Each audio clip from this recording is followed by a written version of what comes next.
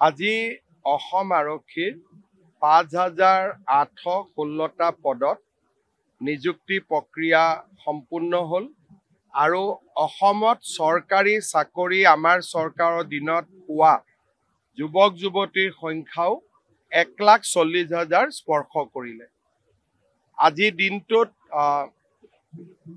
আমি নতুনকৈ আৰু ৫,০০০তকৈও অধিক আৰক্ষীৰ কনিষ্টবল পোষ্টৰ বিজ্ঞাপনৰ বিষয়ে ঘোষণা কৰিছোঁ। অহা ২-৩ দিনৰ ভিতৰতে নতুন বিজ্ঞাপনো মুকলি কৰি দিয়া হ'ব। মই সকলোকে অভিনন্দন জনাইছোঁ, ধন্যবাদ জনাইছোঁ আৰু সকলোকে বিশেষকৈ যুৱক যুৱতীসকল যিসকল সফল হ'ল আৰু তেওঁলোকৰ পিতৃ মাতৃসকলক অভিনন্দন জনাইছোঁ।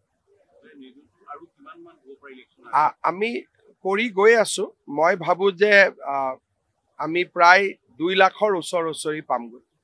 আজি অসম আৰক্ষীৰ ৫,৮১৬টা পদত নিযুক্তি প্ৰক্ৰিয়া সম্পূৰ্ণ হ'ল আৰু অসমত চৰকাৰী চাকৰি আমাৰ চৰকাৰৰ দিনত পোৱা যুৱক যুৱতীৰ সংখ্যাও ১,৪০,০০০ স্পৰ্শ কৰিলে।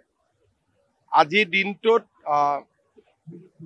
আমি নতুনকৈ আৰু ৫,০০০তকৈও অধিক আৰক্ষীৰ কনিষ্টবল পোষ্টৰ বিজ্ঞাপনৰ বিষয়ে ঘোষণা কৰিছোঁ। অহা ২-৩ দিনৰ ভিতৰতে নতুন বিজ্ঞাপনো মুকলি কৰি দিয়া হ'ব।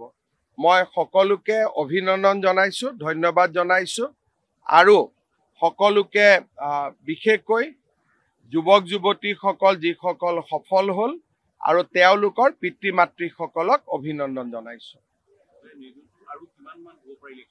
আমি কৰি গৈ আছোঁ। মই ভাবোঁ যে আমি প্ৰায় ২ লাখৰ ওচৰি পামগৈ। আজি অসম আৰক্ষীৰ ৫,৮১৬টা পদত নিযুক্তি প্ৰক্ৰিয়া সম্পূৰ্ণ হ'ল আৰু অসমত চৰকাৰী চাকৰি আমাৰ চৰকাৰৰ দিনত পোৱা যুৱক যুৱতীৰ সংখ্যাও ১,৪০,০০০ স্পৰ্শ কৰিলে। আজিৰ দিনটোত আমি নতুনকৈ আৰু ৫,০০০তকৈও অধিক আৰক্ষীৰ কনিষ্টবল পোষ্টৰ বিজ্ঞাপনৰ বিষয়ে ঘোষণা কৰিছোঁ। অহা ২-৩ দিনৰ ভিতৰতে নতুন বিজ্ঞাপনো মুকলি কৰি দিয়া হ'ব। মই সকলোকে অভিনন্দন জনাইছোঁ, ধন্যবাদ জনাইছোঁ আৰু সকলোকে বিশেষকৈ যুৱক যুৱতীসকল যিসকল সফল হ'ল আৰু তেওঁলোকৰ পিতৃ মাতৃসকলক অভিনন্দন জনাইছোঁ।